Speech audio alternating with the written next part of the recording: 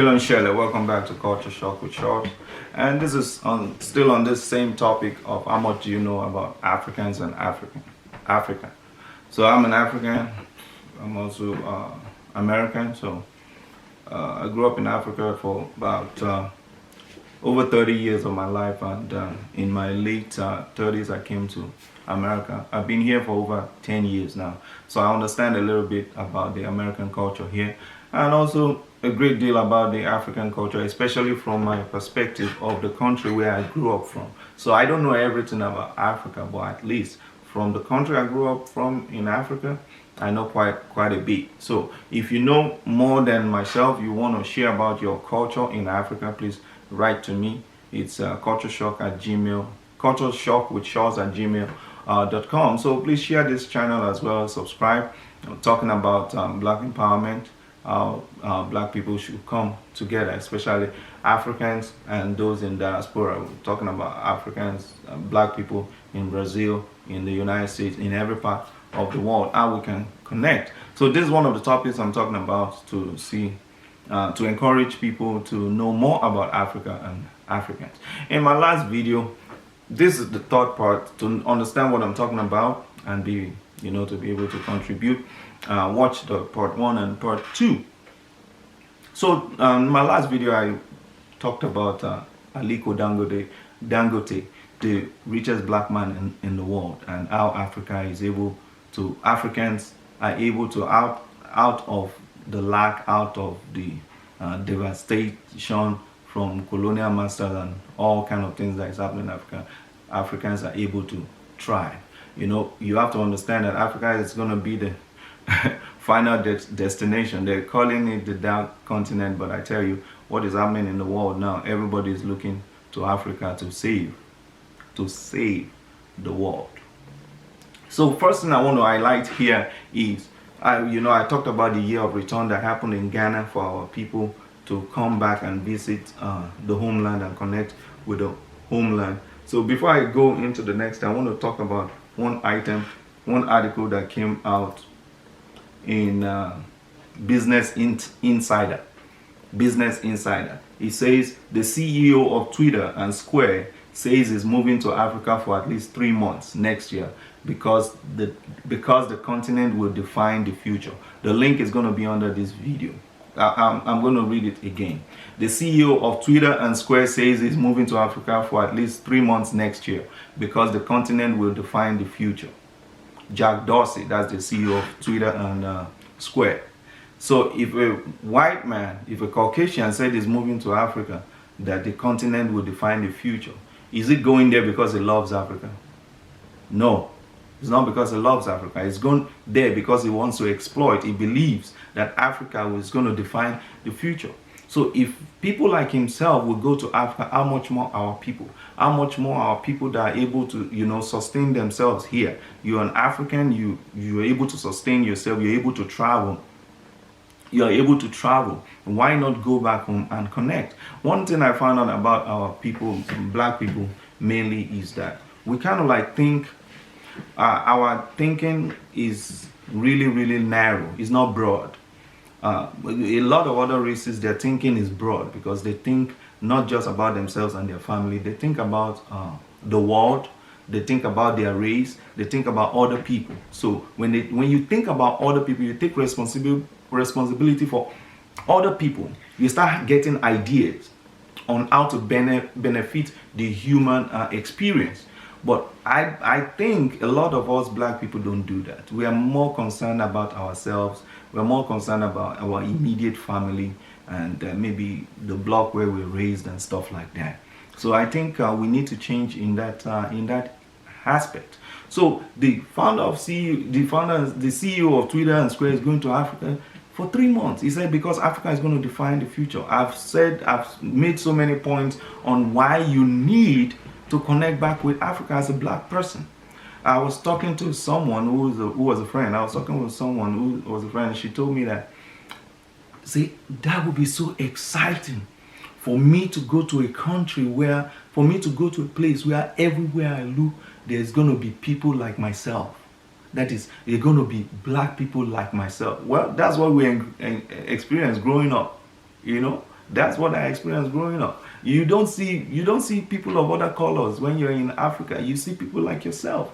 But our people here have been always, seeing people of other shades and other colors. Not because it's wrong, not because it's bad, but just that imagination, just that euphoria you're going to get visiting a country where you see everybody looking like yourself. There's no need to, that sense of belonging. So that is what I'm trying to encourage on this channel, on this series of topic I'm talking about. So the founder of Twitter is going back. Why not you? Why is it going to be only the rich people, only the celebrity? Well, some people don't even have their passports ready, so you need to get your passport. And going back to Africa, connecting with Africa, you have to have your passport. Then if you have child support that is above some amount of money that you have not paid, then your passport is going to be seized. So go pay your child support off for you to be able to, travel, so that they don't place a hold on your passport. So I was going to share with you about my dad. My dad took me back to my village, my town, which is Ijebu-Ode in Nigeria. Like I said in the previous video, the second richest black man in the world, his name is Mike Adenuga. Mike Adenuga is from my village. Ijebu-Ode is from Ijebu. So you need to, maybe I'll put a link to where Ijebu is and what Ijebu is all about. There are some of you, a lot of you here, the African Americans, I'll tell you, you are from Ijebu origin. If you see yourself being very industrious, being very business-like, always trying to, do the next deal, you're probably from Ijebu, or you're from Yoruba, or from any part of Africa, as it may be. So my dad, I was in my 20s. My dad took me back to our village. I visited him in the village, and my dad has a house in the village. Not really a village, I'll call it a town, because in my town, the king of my town, his name is Oba, I think Shakiru or Adetono. That's his last name anyway. His name is Adetono. This is one of the richest kings in Nigeria. That man is worth millions of dollars. So my village, my town, is not really like, broke down village and all that. You see some buildings in my village, or my town, you see some buildings there that are worth up to $5 million. I'm telling you that. So anyway, my dad took me, I went to visit my dad in my village, and he took me around to the town. When I talk about village, village is smaller, like subdivisions. Then the town itself is like the city, whatever. So Ijebu is kind of like the town itself. So he took me to the town and showed me this man. His name is Odutola. This family used to be rich. They're still rich now. So he took me to the compound, because my dad and this man's son were friends. His son is maybe an accountant. So my dad took me into his compound. So they were able to open the gate for me. So, and the gate is designed as a replica to the gate of Buckingham Palace in England, UK. And on the gate, I think it's written 20 something. So you can imagine, this man has been rich. This family has been rich since the 20s. So he has a mansion in my village. So my dad, we drove through the village, the mansion.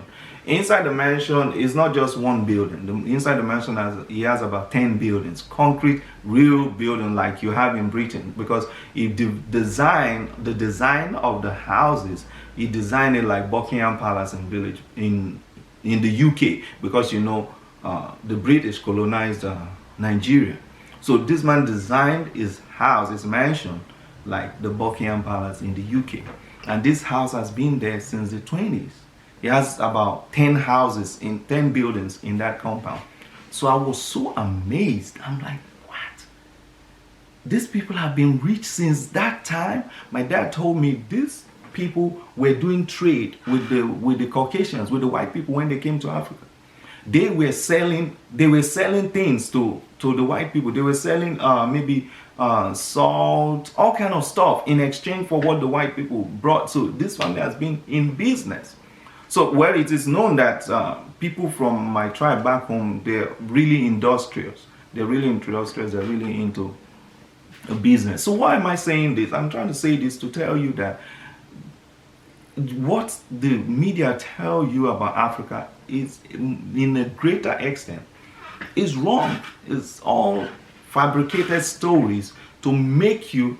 Okay, I was talking to an African American friend, another African American friend, that told me one of the reasons we don't want to connect with Africa is that, what do you expect when someone tells you that this place, these people, or this place has no benefit for you? That everything from this location, that place, all you can get from there is poverty. All you can get from there is a lack of knowledge, no education, nothing. That's what this friend was telling me, an African American in America here. So I told her, I said, no, it's not like that. Africa is not like that. There's so much. Okay, for example, we have, when you talk of beauty, why do everybody from all over the world go to Africa to see wildlife in Africa? You have lions, you have elephants, you have all kind of wildlife in Africa in their natural habitat.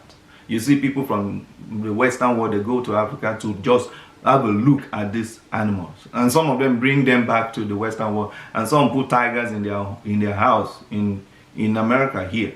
They're not in their natural habitat. So the beauty of Africa alone is amazing.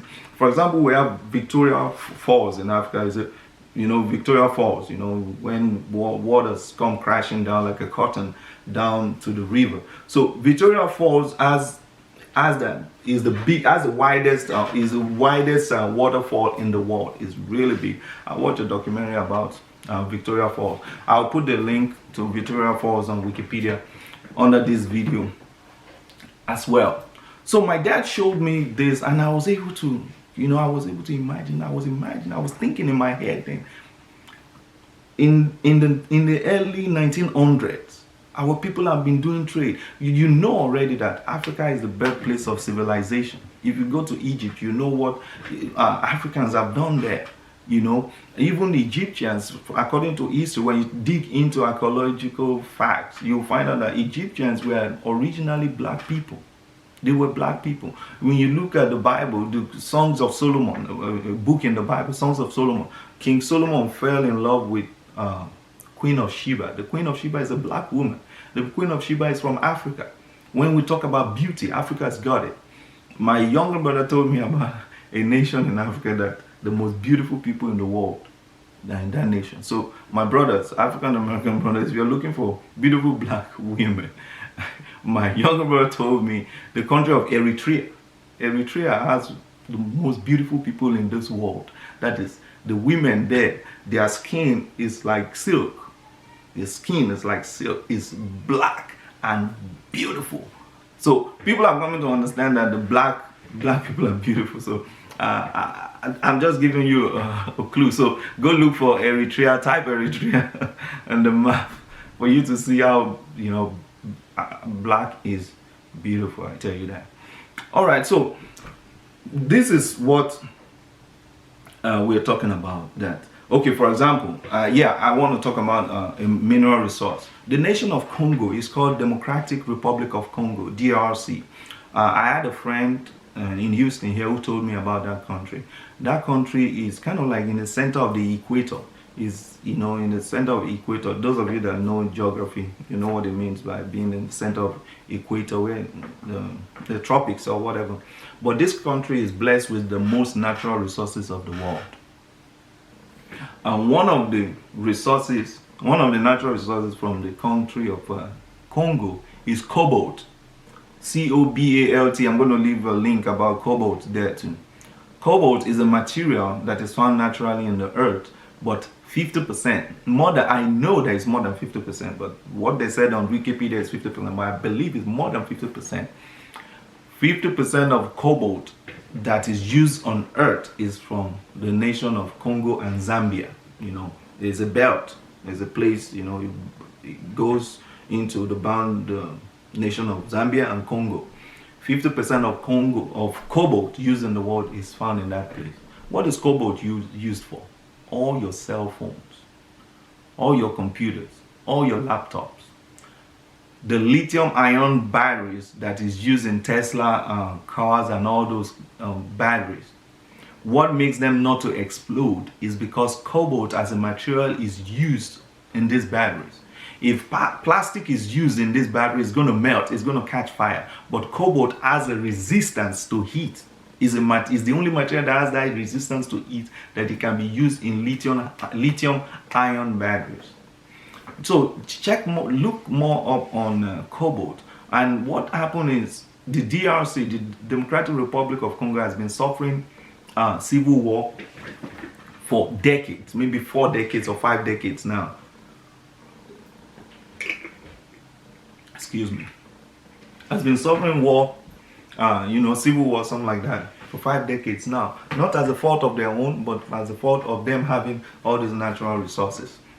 So as a black person in America, in UK, in France, in Canada, in Brazil, wherever you're at, it's time for you to go back home and connect with your home back in Africa and see what you can, benefit. It's time for you to benefit. You've been out of Africa for a long time. You need to benefit. So I talked about the year of return in my last video happening in Ghana. Ghana is a good place to go and visit. Some of you will say, why am I not talking about my own country of birth? Well, I talk about places that have been confirmed that great things are happening there. And I am not tribalistic, neither am I racist. All black people, I support all black people. So I don't have to support where I come from. I support every black nation, Africa as a whole. South Africa is a good place to visit. There are a lot of great countries in Africa you can visit, and you can even reside there. You can become a citizen there. I hear that either Ludacris or T.I., one of these celebrities, have become a citizen of one of the African countries. So you can go back, find your own place there, set up industries, set up companies, and start to benefit from what is happening in Africa. Like I said, the founder of Twitter is going to Africa because he said, according to him, Africa is going to define the future. So if Africa is going to define the future, why will black people be left behind? So now I'm going to talk about the ingenuity of Africans. Africans are people, most Africans are born into, a lot of Africans are born into poverty. Like I said when I shared my own story, I wasn't born in poverty, I was born into wealth. So I didn't really experience poverty. I'm a bit clear, I have to say the truth. I didn't experience poverty growing up in Africa. There are so many poor people in America here where we live that don't even know what wealth is, to have access to things. But I grew up into wealth, and I will say the truth about that. But I'm also going to talk about the ingenuity of Africans. You see, most Africans grow up in lack. Though I wasn't born into poverty, I was born into wealth, but we still lack some social services that people enjoy here. We still lack them. Like social security, we don't have things like WIC, things like a lot of things. You guys can comment and let me know. But we lack those things. But one of the things, one of the example I can give as ingenuity of Africans is the boy who harnessed the wind. The boy who harnessed the wind. This is a movie on Netflix. You need to watch it. I will leave the link here. It talked about a boy in the country of, let me see. His name is Kasungu Malawi. He's from the country of Malawi. This boy was raised in a village in abject poverty, and his father was a farmer, and there was a year that a famine was coming. There was going to be a drought, and the whole crops they had was going to die. But this boy growing up was able, through his imagination, through ingenuity, he became an inventor, whereby he's able to build a windmill. He built a windmill to to power water generation. That is, they dug a well, and this windmill was able to power a pump that will pump out water and irrigate the farm of his own father. This boy was maybe 12 years old when he did this. You know, he was 12 years old when he did this, and his whole community, he saved his whole community from drought, devastation, and death. So that is an example of African ingenuity. I need you to go watch that movie on Netflix. It was acted by one of the famous actors in America here, who is also of African heritage. Ejiofor, his name is Ejiofor. I forgot the Chijioke. I think his name is Chijioke Ejiofor, but his last name is Ejiofor. That was he acted as this boy's dad. So all I'm saying is, Africa is a place to be. Is the place to be. You need to visit. You need to connect with your roots to help you get a sense of purpose, a sense of what lies ahead for the black race. I believe we, working together as one people, black people from all over the world, we can become a formidable force. And you look at the Chinese, you see what the Chinese are doing. People from all other races and culture, they're doing great things. I love all cultures and all races, but the best thing for me to do is to contribute to the development of my own race and my own black culture. So thank you for watching this series of videos. You know, these videos are linked one to another. I might still be coming back to talk about Africa and all kind of things about the black culture, but I think this will be the concluding part of this video, and I want to thank you for watching my videos. I want you to share, I want you to subscribe, and make your comments, whatever you can contribute. If you are from any African country, you want me to talk about your country, give me information, give me links, let me talk about it. I like to share. This is my contribution to the black culture. And thank you once again for watching Culture Shock with Charles.